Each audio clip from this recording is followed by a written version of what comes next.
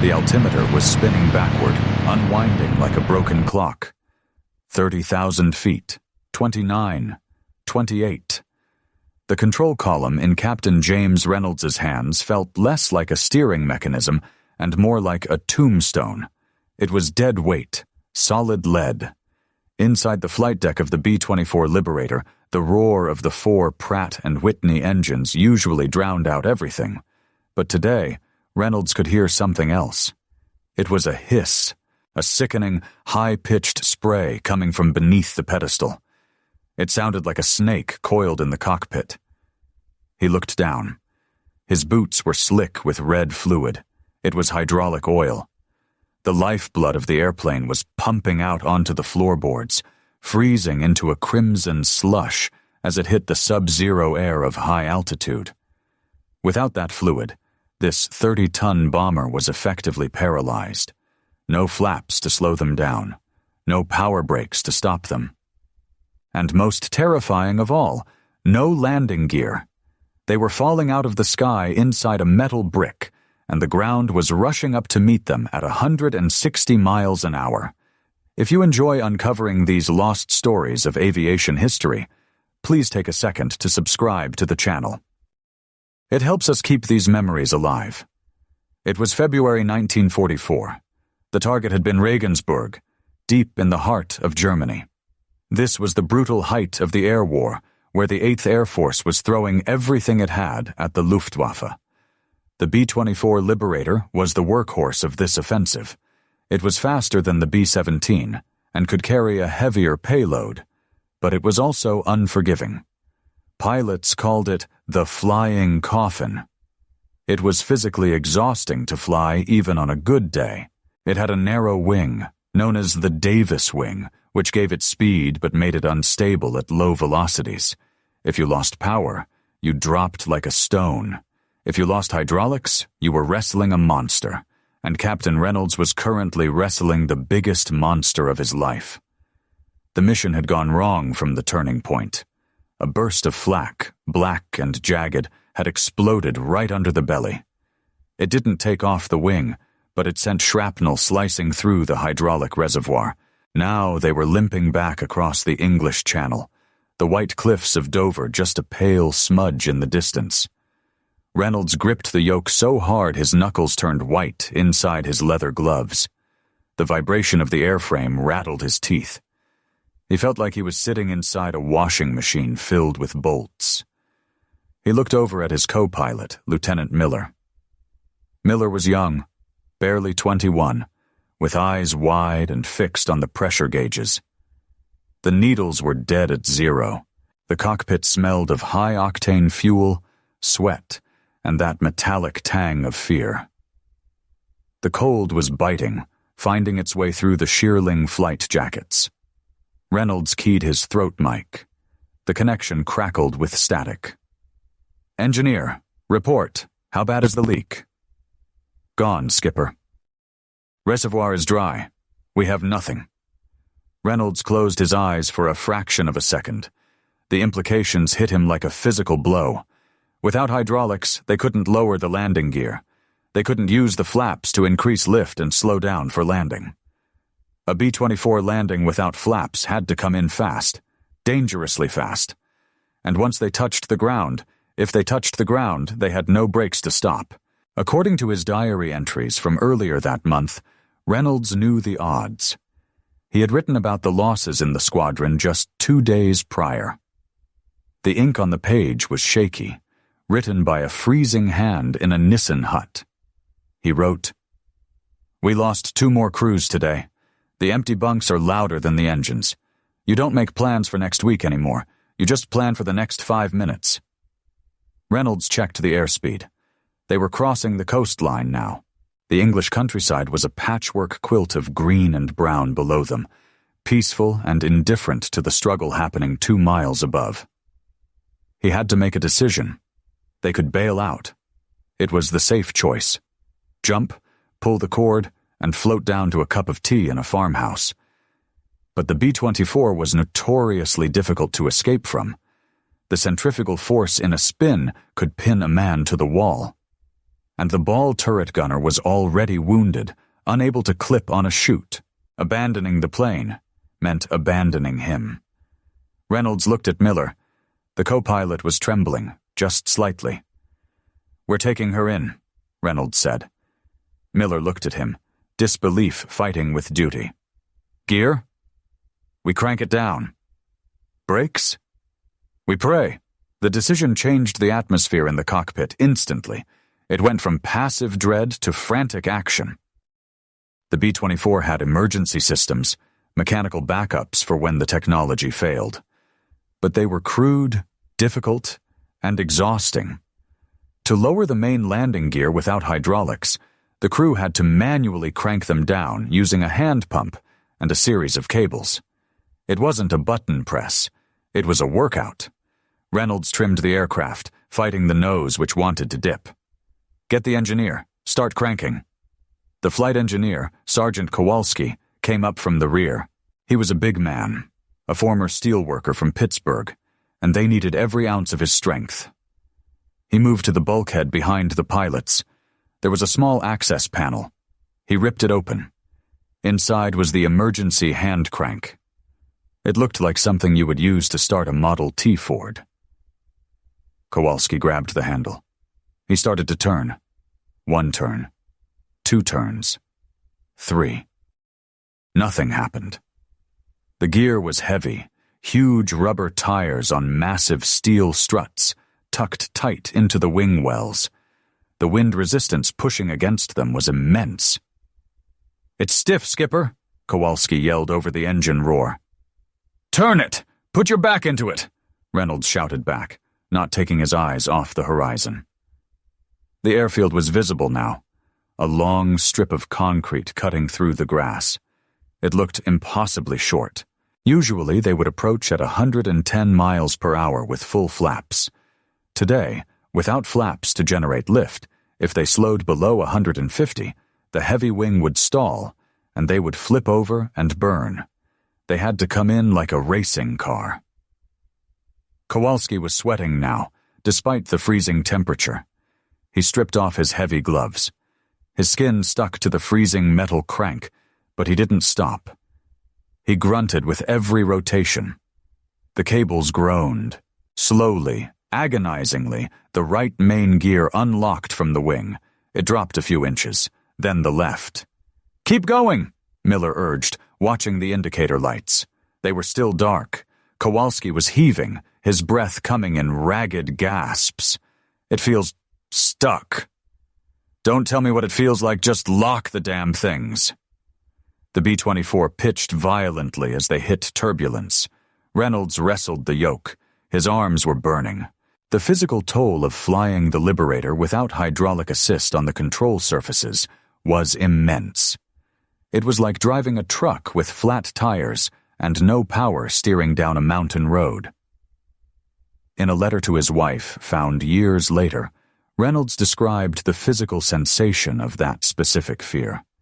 He wrote, "I wasn't afraid of dying. I was afraid of failing the men. The fear sits in your stomach like a stone. It makes your hands heavy. You have to fight your own body just to move the controls." They were 5 miles out, altitude 2,000 feet. The trees were getting distinct. They could see cows in the pastures. "Gear is down!" Kowalski screamed. "But I can't verify the lock." The indicators were still dark. If the gear wasn't locked, the moment they touched the runway, the legs would collapse. The belly of the plane would hit the concrete at 150 miles an hour. The friction would ignite the fuel fumes. They would be a fireball before they stopped sliding. Reynolds looked at the manual pump handle for the nose gear. That was the co-pilot's job. Miller grabbed the lever and pulled. The nose wheel fell into the airstream with a thud. But did it lock? "I need a visual," Reynolds barked.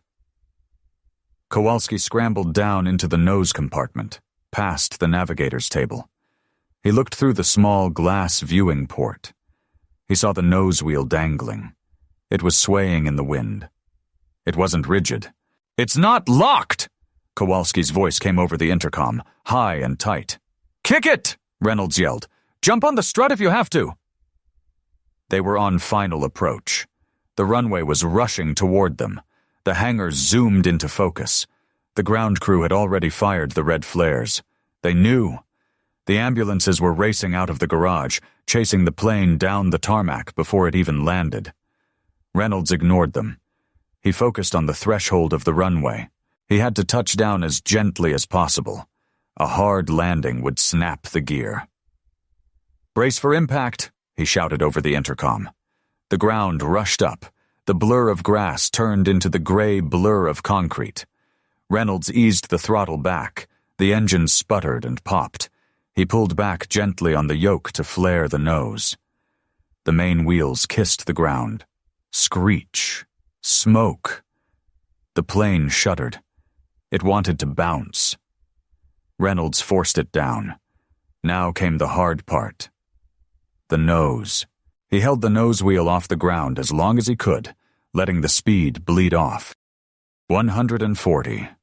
130. The elevator lost effectiveness. The nose began to drop. Kowalski was still in the nose well. He had braced his back against the bulkhead and kicked the strut with both boots, screaming with exertion. Clunk. The nose wheel slammed onto the runway. It held. It didn't collapse.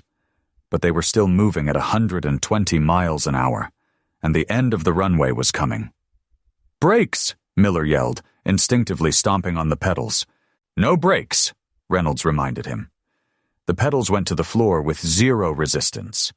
The end of the runway was a hedge, and beyond that, a drainage ditch. If they hit the ditch, the fuselage would break in half. Reynolds reached for the engine cutoff switches. "Kill number 1 and 4. Keep 2 and 3 turning." It was a desperate move. By killing the outer engines, he reduced thrust, but the inner engines kept the hydraulic pumps turning. Useless now, and the generators online, but it wasn't enough. The fence was looming. "Waist gunners, now!" Reynolds commanded. This was the trick. The last resort of a desperate B-24 crew. In the waist of the plane, the 2 gunners were waiting by the open windows. They had gathered every spare parachute on the plane. They had tied the ripcords to the gun mounts. On the command, they threw the parachutes out the side windows. White silk blossomed instantly in the slipstream. The jerk was tremendous. The plane shuddered as if it had hit a wall. The parachutes acted like drag racers' braking chutes. The B-24 groaned under the stress. Metal seams popped. The speed dropped. 90, 80, 70. But the silk was tearing. The chutes weren't designed for this. One ripped away, fluttering into the field. Then another. Reynolds stood on the useless brake pedals, pressing them with all his might as if sheer willpower could stop the wheels. He saw the grass at the end of the runway. He saw the ditch. "Come on, you heavy beast," he whispered. "Stop." The plane rolled off the concrete. It hit the soft mud of the overrun. Mud sprayed over the windshield, blinding them. The wheels sank deep into the English earth. The sudden friction threw everyone forward against their harnesses. The nose gear groaned, bent, but stayed upright. The plane lurched, skidded sideways, and then, with a final metallic sigh, it stopped. The nose was 10 feet from the drainage ditch. Silence. Absolute, ringing silence. The roar of the engines was gone, replaced by the ticking of cooling metal and the heavy breathing of 4 men in the cockpit. Reynolds let go of the yoke. His hands were locked in a claw shape. He had to peel his fingers off the wheel one by one. He looked at Miller. The co-pilot was pale, staring out at the mud. "We're down," Miller whispered. "We're actually down." Reynolds didn't answer immediately.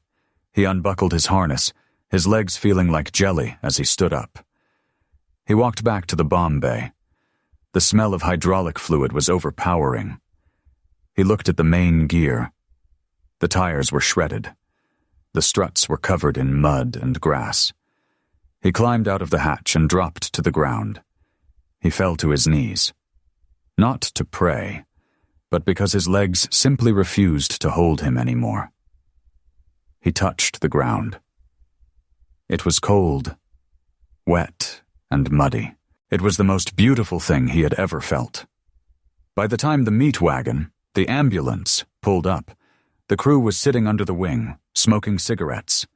Their hands were shaking so bad they could barely hold the lighters. The report filed the next day was clinical. It stated, Aircraft 42503 returned to base with severe hydraulic failure. Manual gear extension successful. Emergency braking procedure utilized. Aircraft salvageable. It didn't mention the sweat. It didn't mention the terror of the nose wheel swinging loose. It didn't mention the prayer Reynolds whispered when the parachutes deployed. According to the official U.S. Army Air Force's technical orders, landing a B-24 without hydraulics was considered a non-standard emergency procedure. That was military speak for a miracle. The sheer physical strength required to crank the gear down while fighting the yoke was estimated to be equivalent to lifting several hundred pounds repeatedly for 10 minutes. Archival records confirm that hundreds of B-24s returned to England in similar states of disrepair. Many didn't make the runway. Many pilots, exhausted and wounded, couldn't hold the heavy ship steady on the approach and stalled into the English countryside. Reynolds and his crew flew 20 more missions. They survived the war. They went back to being accountants, mechanics, and teachers. But they never forgot the sound of that wind rushing through the open waist windows, or the sight of the white silk popping open against the gray sky. If you want more of these forgotten stories of real people who lived through the hell of WWII, make sure to subscribe. This channel exists to bring their voices back from the archives. War creates heroes, certainly. We see them in the movies. But mostly, war creates survivors. Men who did the impossible simply because the alternative was dying. That landing wasn't about glory. It was about gravity. And on that day, for those 10 men, gravity lost.